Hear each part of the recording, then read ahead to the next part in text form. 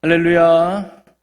여러분 반갑습니다. 금요일 밤에 다른 사람들은 드라마에 빠져서, 다른 사람들은 잠에 빠져서, 다른 사람들은 불금이라고 해서 세상 재미와 쾌락에 빠져있는 이 시간에 여러분은 하나님의 은혜를 사모하고 또 하나님을 사랑하고 또 예배를 사모하며 이 말씀과 기도가 있는 이 금요 기도에 나온 여러분 한 분 한 분을 진심으로 환영하고 축복합니다. 오늘도 하나님이 예비하신 크신 은혜가 오늘 함께하는 여러분 가운데 충만하시기를 주님의 이름으로 간절히 축원합니다.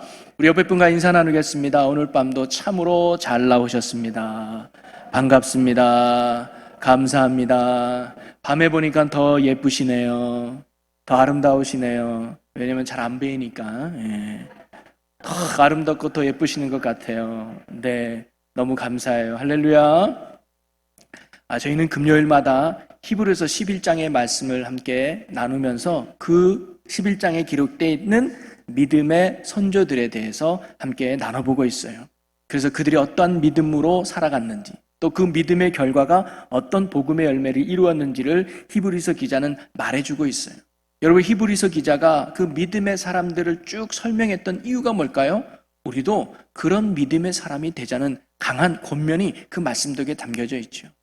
제가 늘 얘기하지만 하나님이 우리에게 보시는 유일한 한 가지는 어느 교회를 나누느냐, 어떤 직분을 가지고 있느냐, 어떤 신앙의 업적을 남겼느냐를 보시는 게 아니라 오늘 너희는 나를 믿고 있느냐라는 믿음을 하나님이 우리에게 언제나 보신다는 거예요.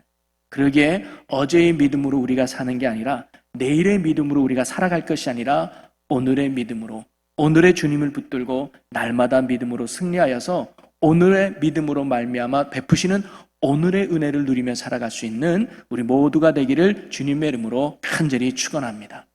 자, 히브리서 11장에는요 여러 수많은 사람들의 이름이 열려되는데 제가 문제 하나 낼게요. 그 사람들 중에 가장 많은 절을 하향해서 기록한 사람이 죄송해요. 기록한 사람이 있어요. 누군지 아십니까? 성이 아시예요. 아브라함이에요. 맞아요. 아브라함이 무려 6절이나 기록된 말씀이 나오는데 세 절 세 절씩 나눠서 두 부분으로 나와서 히브리서 기자는 기록하고 있어요. 우리가 지지난 시간이죠. 아브라함의 믿음에 대해서 나눠볼 때는 8절에서 10절까지의 아브라함의 믿음에 대해서 이야기합니다. 그때는 뭐라고 시작되냐면 믿음으로 부르심을 받았을 때 아브라함이 순종했다 그랬어요. 그죠? 그 순종의 내용이 뭐냐면 갈 바를 알지 못하지만 하나님의 약속의 말씀을 붙들고 그가 뭐예요? 모험한 거예요. 한 번도 가보지 않았지만 약속의 땅을 믿고 도전한 거죠. 그러면서 그가 가졌던 믿음의 내용은 뭐냐면 첫째는 포기하는 거라 그랬어요. 친척, 본토, 아비 집을 떠나는 거예요. 믿음은 거기서 떠나는 거예요. 그리고 믿음은 바라보는 거예요. 하나님의 약속이 이루어질 걸 바라고 하나님의 뜻이 이루어질 걸 바라면서 나가는 게 바로 그게 믿음, 아브라함이 보여줬던 믿음이었다라고 함께 나눠보았죠. 그러면서 아브라함이 바라보았던 약속의 땅 가나안 땅은 육적인 어떤 그런 가나안 땅이 아니라 바로 하나님의 영원한 약속이 이루어지는 본향 하나님의 나라를 바라보았다고 우리가 함께 나눈 적이 있습니다. 자, 그러면서 오늘 우리가 읽은 히브리서 11장 17절에서 19절까지는 아브라함이 보여주는 또 다른 부분의 믿음을 히브리서 기자가 증거해 주고 있어요. 이 말씀의 배경은 창세기 22장의 말씀이에요. 창세기 22장에 어떤 말씀이 나오죠? 아브라함이 자기가 사랑하는 독자 이삭을 제물로 바치는 사건이 나와요. 그러면서 오늘 우리가 읽은 본문 말씀에서 17절에 믿음으로 아브라함은 이삭을 하나님께 번제로 드렸다라고 나와요. 즉 믿음의 내용은 뭐냐면 사랑하는 독자 이삭을 번제로 드렸다는 거예요. 자, 하나님께서 창세기 22장에 보니까 어느 날 갑자기 하나님이 나타나서 아브라함을 시험하시기 위해서 명령을 내립니다. 그게 뭐냐면 내 아들, 사랑하는 독자 이삭을 내가 지시할 땅으로 가서 번제로 드려라 라는 하나님의 명령이 떨어져요. 근데 이 명령 앞에 아브라함이 뭐냐면 즉시 순종을 해요. 자, 창세기 22장으로 한번 가볼까요? 자, 22장 3절 말씀을 같이 읽어봅니다. 아브라함이 아침에 일찍이 일어나 나귀의 안장을 지우고 두 종과 그의 아들 이삭을 데리고 번제에 쓸 나무를 쪼개어 가지고 떠나 하나님이 자기에게 일러준 곳으로 가더니, 여기에서 참 중요한 말씀이 아침에 일찍이 일어나라는 단어예요. 그날 저녁에 하나님의 말씀이 떨어지자마자 아브라함은 전혀 지체하지 않고 아침 일찍 일어나서 이삭을 데리고 하나님이 약속하시고 말씀하신 모리아 산에 갔다는 거예요. 이것이 바로 아브라함이 하나님의 말씀에 얼마나 순종했는지를 우리가 알 수 있죠. 그리고 이삭을 죽일 때도 흉내만 낸 게 아니라 진짜 죽이려고 했다는 걸 알 수가 있어요. 자, 22장 9절과 10절 말씀을 보면, 하나님이 그에게 일러주신 곳에 이른지라 이에 아브라함이 그곳에 제단을 쌓고 나무를 버려놓고 그의 아들 이삭을 결박하여 제단 나무 위에 놓고 손을 내밀어 칼을 잡고 그 아들을 잡으려 하니. 이건 강한 의지가 담겨져 있는 표현이죠. 아브라함은 이처럼 내 아들, 내 거예요. 누구 게 아니라, 남의 아들도 아니라 내 아들. 두 번째는 뭐예요? 사랑하는, 가장 아끼고 가장 소중하게 여기는. 아브라함에게 있어서 가장 귀한 존재가 누구겠어요? 100세에 얻은 이삭 아니겠어요? 사랑할 수밖에 없죠. 제일 사랑하는 걸 거예요. 그리고 뭐예요? 독자예요. 아들이 많은 것도 아니에요. 물론 아들이 10명 있다고 한 명 바치기도 쉽진 않겠죠. 그러나 독자예요. 이삭밖에 없어요. 내 아들이며 사랑하는 이며 독자인 이삭을 전혀 머뭇거림이 없이, 지체 없이 하나님의 말씀에 순종해서 번제로 드리려고 했다는 거예요. 자, 그렇다면 아브라함이 이렇게 하나님의 말씀에 순종할 수 있었던 이유는 무엇이었을까요? 어떻게 그는 100세에 얻은 가장 귀하고 사랑스러운 이 독자인 이삭을 한치의 망설임도 없이 기꺼이 죽이려고 했던 이유가 어디 있을까요? 막상 키워보니까 이삭이 저 말을 안 듣네, 이게. 응? 미운 7살을 지나가지고 초등학생 나이 되니까 얘 가지고 내가 도저히 못하겠다. 하나님 바쳐라. 오케이, 잘 됐네. 안 그래도 마음에 안 들었는데 이삭 죽이고 내가 하나님 앞에 또 다른 아들 달라고 해야지. 이런 마음으로 아브라함이 이삭을 데리고 가진 않았을 거예요. 그런 나쁜 아브라함이 아니었을 겁니다.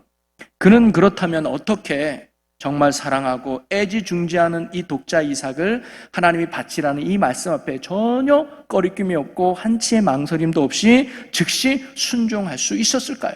그것이 바로 히브리서 기자가 말하고 싶은 아브라함의 믿음이에요.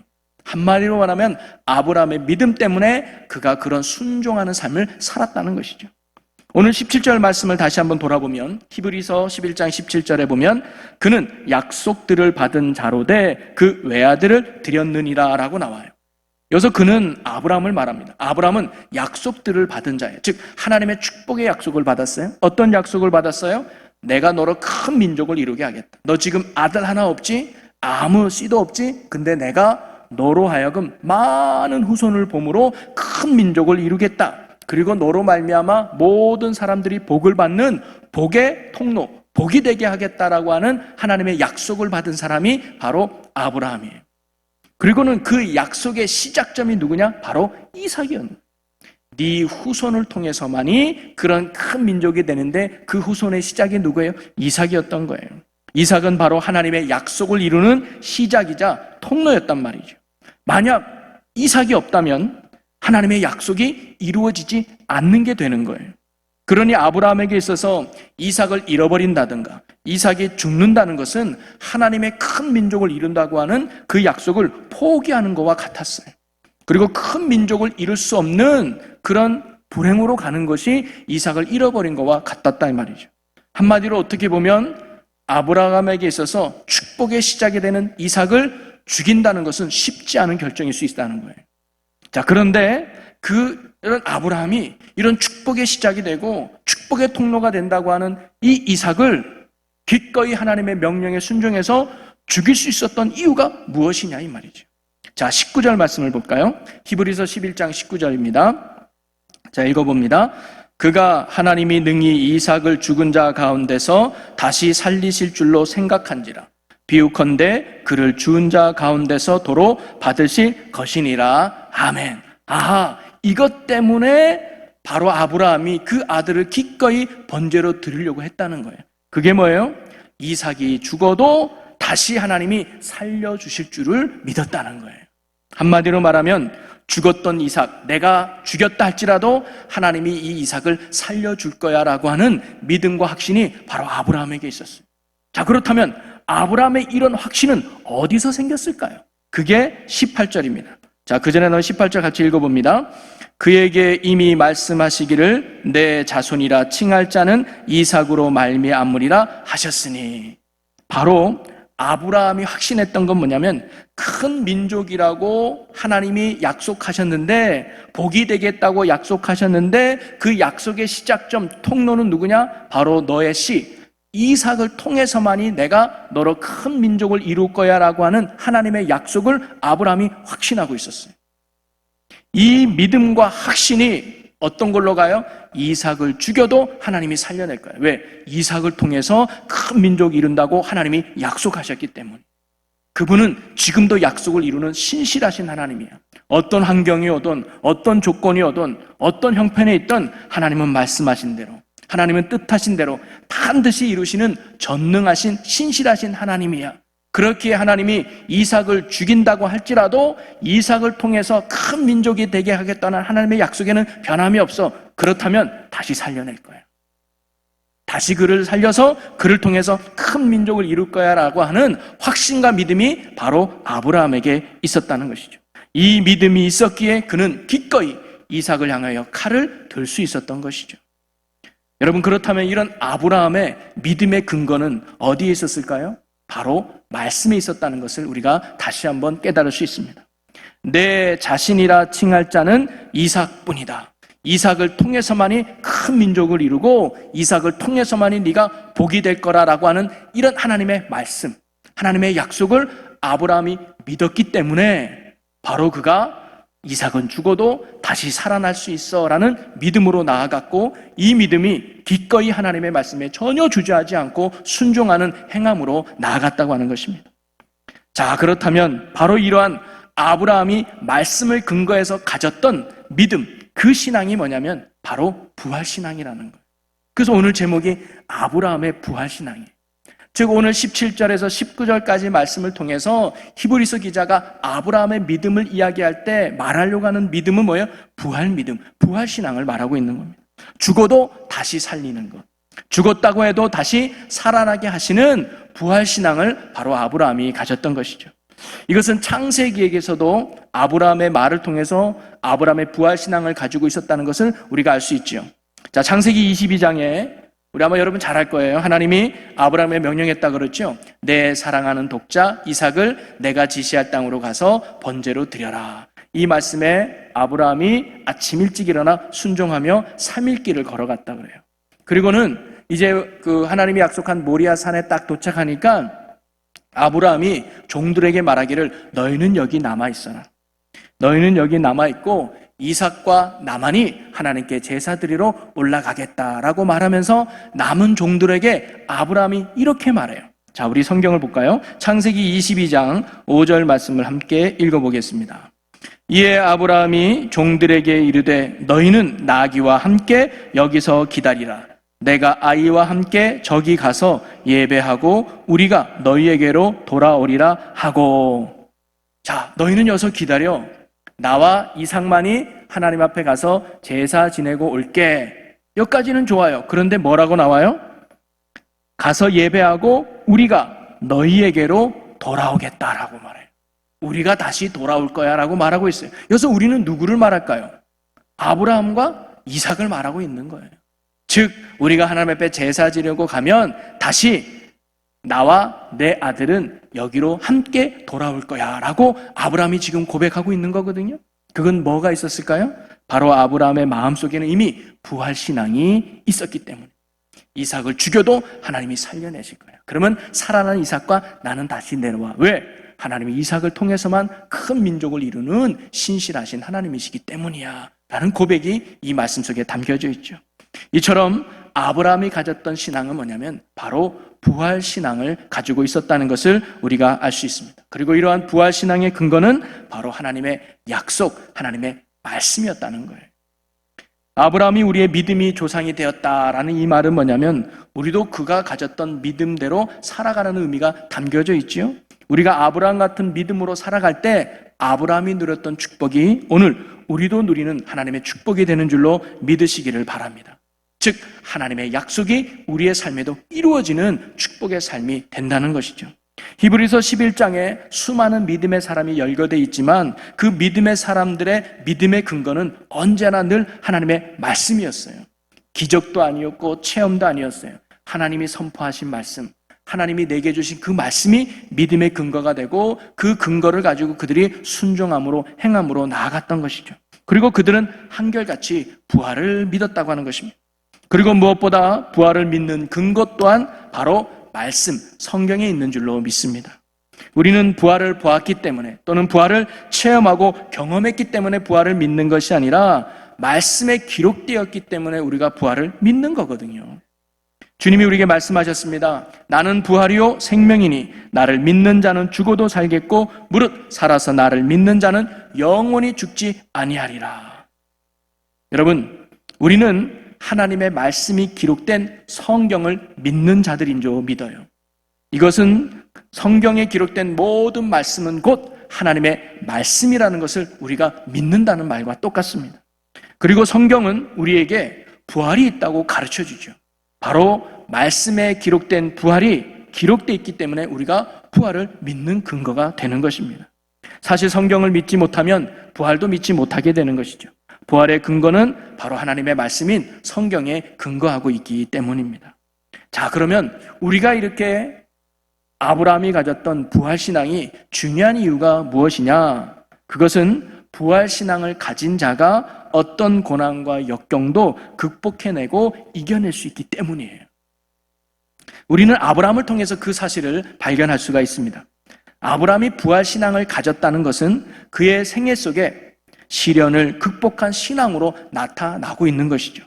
여러분, 아브라함의 인생 속에서 가장 큰 시련과 가장 큰 어려움이 있었다면 그것을 무엇이었을까요? 그것이 바로 사랑하는 독자 이삭을 바치라는 하나님의 그 명령이 아브라함에게 있어서는 가장 견디기 힘든 상황이고 모습이 아니었을까요? 어떻게 보면 내 사랑하는 독자 이삭을 바치라는 하나님의 시험은 아브라함에게 가혹하리라 만큼 힘든 시련이었는지도 모르겠습니다. 인간적인 마음 같아서는 하나님 주실 때는 언제고 왜 또 가져가려고 합니까? 절대로 안 돼요라고 말할 것도 같지만 신앙적으로 볼 때는 그를 죽일 수밖에 없는 상황에 몹시 아브라함은 고민하고 갈등하고 힘들었는지도 모르겠어요. 어떻게 얻은 아들인데 이제 내가 큰 민족을 이루겠다고 하는 작은 씨앗과 꿈을 이제 보게 됐는데 이 아들을 죽여야만 하는 아브라함의 힘든 마음도 있지 않았을까요? 여러분, 우리가 꼭 자식이 아니더라도 여러분에게 나름 소중하게 생각하는 것들을 포기하고 버려라 하면 그것도 쉽지 않잖아요. 만약에 제가 오늘 이 밤에 지금 여러분 핸드폰 갖고 계시죠? 자, 핸드폰을 제가 명령할 테니까 지금 당장 땅에 내던져서 망가뜨리세요라고 말하면 여러분 어떻게 하시겠어요? 물론 여기 계신 분들은 다 던질 것 같아요. 목사님의 말씀이라면 던져야지. 여기 계신 분들은 다 던질 거예요. 걱정하지 마세요. 제가 던지라고는 안 할 테니까. 예. 근데 막상 핸드폰을 망가뜨린다고 해도 우리 마음이 좋지는 않을 거예요. 왜? 내가 그래도 소중하게 여기고 내가 그래도 아끼는 거니까 이것을 포기한다, 이것을 잃어버린다 속상한 마음이 들 거예요. 핸드폰도 그런 마음이 혹 들 텐데 자식을 죽여라? 그것도 여러 명이 있는 것이 아니라 사랑하는 독자 이삭을 죽여야 된다? 만약에 여러분에게 우리에게 그런 질문을 하나님이 하셨다면 당장 우리는 다음 주부터 절로 갈 거예요. 하나님 못 믿겠어 무서워서. 차라리 절로 가서 부처 믿어야지. 이렇게 우리가 생각할지도 모르겠어요. 사실 아브라함이라고 이런 고민과 갈등과 힘듦이 없었겠습니까? 분명 아브라함도 자식을 죽여야만 하는 아픔이 그에게 있었는지도 모르겠어요. 아브라함이 이런 갈등과 고민의 절정은 이삭과 함께 올라갈 때 절정에 이르게 되죠. 아브라함이 이제 이삭만 데리고 하나님이 약속하신 모리아 산 제단 위로 올라가고 있었습니다. 근데 아들이 가만히 생각하니까 뭔가 이상했나 봐요. 그래서 아버지한테 묻습니다.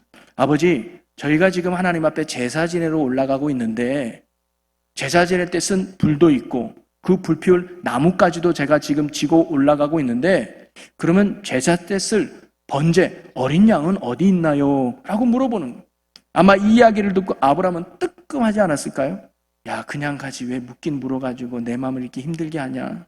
그 자리에서 사실 이사가 그 재물은 바로 너라고 말 못했을 거예요. 야, 너를 재물 삼아 죽일 수밖에 없는 이 아버지의 마음이 그에게는 얼마나 힘들었을까요? 그러니까 아마 그때까지도 얘기하지 못했을 거예요. 야, 내가 이 얘기를 어떻게 이삭에게 하냐? 내가 이 말을 어떻게 이삭에게 하냐? 네가 죽어야 돼. 네가 재물이야. 참 이 말을 어떻게 할까? 아마 갈등과 고민이 아브라함에게 있었을 겁니다. 그러나 아브라함은 그 마음을 억누르고 좋게 이렇게 말하죠. 번제할 어린 양은 하나님이 자기를 위하여 친히 준비하시리라. 끝까지 하나님을 바라보는 믿음으로 그가 고백하고 있죠. 이처럼 아브라함이 자식을 죽일 수밖에 없는 찢어지는 아픔과 고통과 시련의 순간에도 좌절하거나 낙심하지 않고 끝까지 견디며 이겨낼 수 있었던 근거가 무엇이냐? 바로 부활신앙 때문이었다는 거예요. 하나님이 다시 그를 살려내신다는 확신, 그 확신과 믿음이 바로 하나님의 이 시험을 이겨내게 하고 견뎌내게 했다는 사실입니다. 여기서 잠깐 우리가 한 가지 질문을 던져보면, 그렇다면 하나님이 아브라함에게 이런 시험을 하신 이유가 무엇이냐 이 말이죠. 성경은 하나님이 아브라함에게 하신 명령을 시험이라고 표현을 하죠. 히브리서 11장 17절에도 아브라함은 시험을 받을 때에, 또 창세기 22장 1절에도 그 이후에 하나님이 아브라함을 시험하시려고 그래요. 뭔가 하나님의 의도된 바가 있다고 하는 의미겠죠. 자, 그렇다면 하나님은 왜 아브라함을 시험하려고 했을까요? 그를 힘들게 하고 괴롭게 하기 위해서 했을까요? 절대 그런 게 아니죠. 창세기 말씀 속에서 그가 이삭을 죽이려고 할 때 그 장면을 보면 하나님이 왜 아브라함에게 이런 시험을 했는지를 알 수가 있어요. 자, 창세기 22장으로 가보면 이제 아브라함이 칼을 들어서 이삭을 죽이려고 내리찌려고 할 때 하늘에서 큰 음성이 들리죠. 아브라함아, 아브라함아라고 말이죠. 그러면서 이렇게 말씀함 이어집니다. 자, 창세기 22장 12절 말씀을 우리 함께 읽어보겠습니다. 사자가 이르시되 그 아이에게 내 손을 대지 말라. 그에게 아무 일도 하지 말라. 내가 내 아들 내 독자까지도 내게 아끼지 아니하였으니 내가 이제야 내가 하나님을 경외하는 줄을 아노라. 즉 하나님이 이 시험을 통해서 아브라함에게 확인하고 싶었던 게 뭐냐면 너가 참으로 나를 경외하는지를 하나님이 알고 싶었다는 거예요. 그러면서 이 시험을 통해서 하나님은 아브라함에게 두 가지를 확인받습니다. 첫째는 뭐냐면 네가 참으로 나를 사랑하고 있구나. 이거예요. 내 사랑하는 독자보다 네가 나를 더 사랑하고 있구나. 네가 더 최고로 섬기는 자가 나이구나라는 나를 향한 믿음을 확인했던 것이죠. 그리고 또 하나는 뭐냐면 네가 하나님의 말씀을 온전히 믿는 자구나. 이 말은 뭐냐면 큰 민족을 이루고 복이 되게 하겠다고 하는 이 약속을 이루는 분이 환경이 아니라 하나님이라는 사실을 아브라함이 믿은 거예요. 즉 큰 민족을 이루려면 이삭은 죽으면 안 돼. 왜? 이삭을 통해서 이룬다고 했으니까. 근데 그 이삭을 죽이려고 했던 것은 뭐예요? 이삭이 아니라 이삭을 통해 역사하시는 하나님이에요. 그분이 이 뜻을 이룰 거야. 그분이 이 나라를 이룰 거야. 그분이 약속을 이룰 거야. 그렇기 때문에 환경과 상황을 넘어서 하나님을 선택하는 믿음을 보인 거예요. 하나님은 그 믿음을 존귀하게 본 것이죠.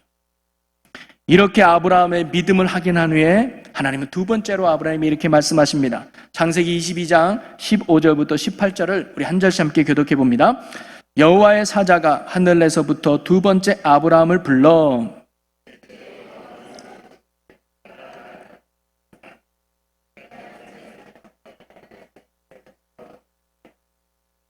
내가 내게 큰 복을 주고 내 씨가 크게 번성하여 하늘의 별과 같고 바닷가의 모래와 같게 하리니 내 씨가 그 대적의 성문을 차지하리라.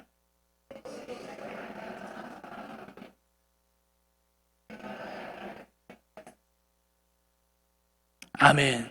다시금 뭐예요? 아브라함에게 하신 그 축복의 약속을 다시 한번 하나님이 확인시켜주고 있어요. 그래서 반드시 그 약속대로 내가 너로 큰 민족을 이루며 내 씨로 말미암아 천하 만민이 복을 받을 것임을 하나님이 말씀해주고 있습니다. 그리고 우리가 그 말씀대로 이루어진 줄로 믿죠.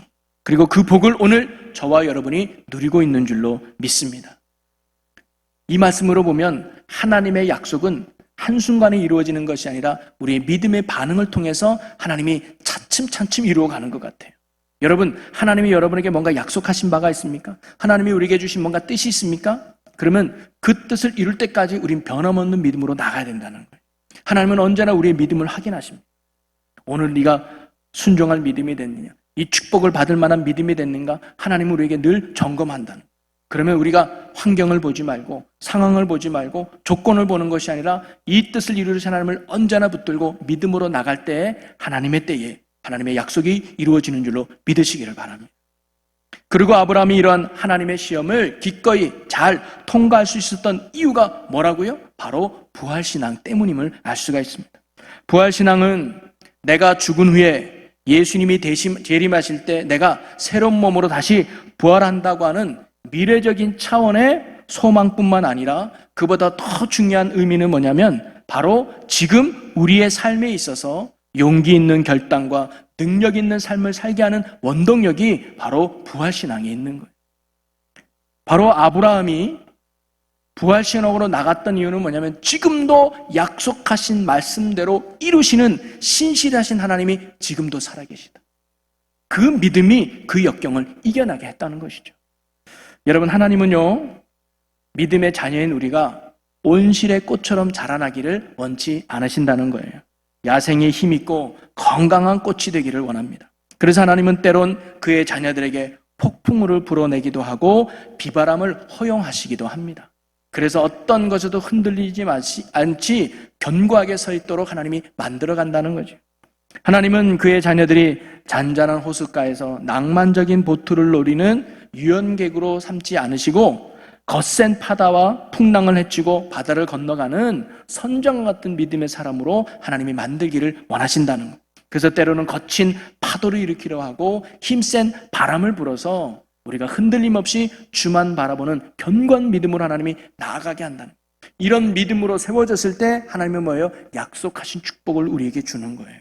왜 그런 줄 아십니까? 그래야 교만하지 않거든요. 그래야 하나님께 영광 돌리는 삶으로 살아갈 수 있거든요. 그래야 하나님만을 자랑할 수 있는 삶을 살 수 있기 때문인 것이죠. 오늘 아브라함을 시험하신 하나님이 우리도 시험하고 계시는 줄로 믿으시기 바랍니다. 우리를 괴롭히고 힘들게 하기 위해서 하나님이 때론 고난과 아픔과 역경으로 우리를 이끌어가는 것이 아니라 아브라함이 복을 받을 만한 충분한 믿음으로 사람으로 세우기 위해서 하나님이 하신 것처럼, 그래서 우리가 어느 환경이든 어느 역경 속에 있든지 어떤 상황 속에 있든지 말씀하신 바를 변치 않게 이루시며 지금도 살아계신 하나님만을 바라보며 붙드는 순종하는 믿음의 사람으로 세우기 위해 하나님이 오늘도 우리를 이끌어가고 계신다는 사실이죠. 우리 또한 하나님의 복을 받을 굳건한 믿음의 사람으로 세우기 위해 하나님은 때론 우리를 고난 속으로, 역경 속으로, 고통 속으로 몰아가실 때가 있다는 거예요. 그리고 그러한 역경과 고난을 이기는 원동력이 뭐라고요? 바로 부활신앙인 것입니다. 우리는 겁 많은 베드로를 잘 알고 있죠. 자기도 예수님처럼 잡힐까 봐 예수님을 모른다고 3번씩이나 부인하며 저주했던 사람이 베드로 아닙니까? 그런데 그랬던 그가 사도행전을 가면 완전히 변화된 모습을 볼 수 있습니다. 그가 복음을 전하다가 사내들인 공회에 불려가게 됩니다. 그리고는 그들에게 다시는 예수를 전하지 마라. 네가 이 예수를 전하는 날에는 큰 고통과 아픔이 있을 거야 라고 공갈과 협박을 해요. 자, 그랬을 때 옛날에 베드로였다면 아유 당연하죠. 절대 내가 말 안 할게요. 아유 그럼요. 내가 예수의 옛자도 꺼내지 않겠습니다. 라고 벌벌벌 떨었을 텐데 그때 베드로는 담대하게 사람들에게 이렇게 말합니다. 사도행전 4장 19절 말씀 우리 한번 같이 읽어봅니다. 베드로와 요한이 대답하여 이르되 하나님 앞에서 너희의 말을 듣는 것이 하나님의 말씀을 듣는 것보다 옳은가 판단하라. 내가 지금 하나님 앞에 서 있다. 하나님 앞에 서 있는 내가 너희 말을 듣는 것이 옳으냐, 하나님의 말씀을 듣는 것이 옳으냐, 내가 하나님 말씀을 듣는 것이 옳은 줄로 내가 믿는다라고 선포한 거예요. 그가 사람의 눈치를 보지 않고 하나님의 뜻을, 하나님의 말씀을 당당하게 선포한다는 근거가 뭐예요? 하나님 앞에 지금 뭐예요? 하나님이 살아있다는 거예요. 예수님이 지금도 살아계시다는 거죠. 바로 베드로의 용기와 이러한 배짱은 무엇 때문에 생겨났는가? 바로 부활하신 예수님을 믿기 때문입니다. 지금도 살아계신 예수님을 만나고 믿었기 때문이죠. 우리가 알다시피 3년 동안 베드로가 예수님과 함께 지낼 때는 전혀 두려움이 없었을 거예요. 걱정도 없었을 거예요. 배를 타고 가다 풍랑을 만나도 잔잔케 하시는 예수님이 계신데 뭐가 걱정이에요? 먹을 것이 없어서 꼴딱 굶어도 걱정 안 해. 오병이어로 5천 명을 먹이시는 풍요로우신 예수님이 계시는데 뭐가 걱정이에요? 혹시 암에 걸리고 뇌출혈로 쓰러져도 걱정 안 해. 죽은다도 살리는 능력이 예수님이 나와 함께 하는데 무슨 염려가 있어? 3년 동안 예수님과 함께 다녔던 제자들 베드로는 전혀 두려움이나 염려나 걱정이 없고 당당하고 담대한 삶을 살았을 거예요. 그런데 그런 믿고 의지했던 예수님이 붙잡히시고 돌아가시니까 두려움이 확 온 건지요. 한마디로 말하면 믿을 구석이 사라진 거예요. 이제 나는 뭘 의지하지? 이제 난 누구를 붙들지? 나는 너무 연약한데, 나는 너무 힘없는데, 그 예수님이 안 계신데 내가 어떻게 살아가? 심한 두려움이 베드로에게 온 게 아니겠습니까? 그런데 다시금 살아나신 예수님이 나타나서 베드로를 만나주시고, 그리고 베드로는 다시 부활하신 예수님을 만나지 않습니까? 그리고는 부활하신 예수님은 뭐냐면 다시는 죽지 않는다는 거예요. 여러분, 부활과 다시 살아난 건 달라요. 성경에는 죽었다 살아난 사람이 몇 명 등장하죠. 야이로의 딸도 그렇고 나사로도 그렇고 한 과부의 아들도 죽었다 살아나요. 근데 그들은 부활이라고 말하지 않아요. 왜? 또다시 죽으니까. 근데 예수님의 부활은 뭐예요? 다시는 죽지 않는 거예요. 영원히 살아계시는 거예요. 그 살아계신 예수님을 베드로가 만난 거예요. 그래서 이제는 뭐예요? 예수님이 나와 함께 계시다. 그러니까 뭐가 두렵겠습니까? 뭐가 염려가 될까요? 뭐가 걱정이 되게요? 그분이 계시는데. 그런 부활의 신앙, 그런 하나님이 함께한다는 그 믿음이 역경을 이기고 어려움을 이기고 시련을 이겨내는 근거가 되고 힘이 되었다고 하는 것이죠. 아브라함도 사랑하는 독자 이삭을 기꺼이 바쳐야 되는 이 시련을 이겼던 게 뭐냐면 살아계신 하나님이 그 약속을 이루고 있는 걸 믿기 때문에. 그 하나님이 지금도 살아계신, 그 하나님이 나를 통한 약속을 지금도 이루고 계시는 그분을 믿었기 때문에 그가 기꺼이 순종할 수 있었던 것이죠. 또 하나, 베드로가 용기와 이 배짱은 무엇 때문인가? 자신도 예수님과 같이 부활할 것을 그가 굳게 믿었기 때문이죠. 그것은 죽음이 결코 끝이 아니라 죽음 뒤에 또 다른 부활의 생명이 있다는 것을 베드로가 확신했기 때문입니다.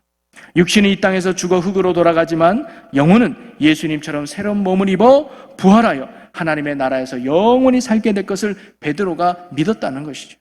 그렇기에 이 땅에서 좀 힘들게 살아도, 이 땅에서 좀 없이 살아도, 이 땅에서 좀 어렵게 살아도 그것이 끝이 아니기에 우리에게는 더 좋은 본향, 영원한 하나님의 나라, 부활의 생명이 있기 때문에 그는 사람들의 말을 따라서 이 땅에서 그냥 잘 적당히 비유 맞춰서 잘 먹고 잘 살게 하는 것보다 하나님의 말씀을 따라서 영원한 하나님의 나라에서 부활의 생명을 누리는 영원한 안식을 누리며 사는 것이 그에게는 더 중요했던 것이죠.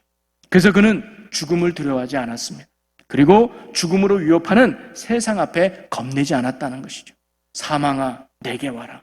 내게는 부활의 생명이 있다 하면서 세상을 하여 당당하며 담대게 살아갔던 베드로의 모습을 볼 수 있습니다. 아브라함도 이삭을 죽여도 살려내시는 부활의 신앙이 있었기에 그 어려움을 이겨낼 수 있었던 것이죠. 사랑하는 성도 여러분, 오늘 우리가 아브라함의 말씀을 통해서 그의 믿음을 배울 수 있는 것은 바로 부활 신앙이라는 것을 함께 나눠보았습니다.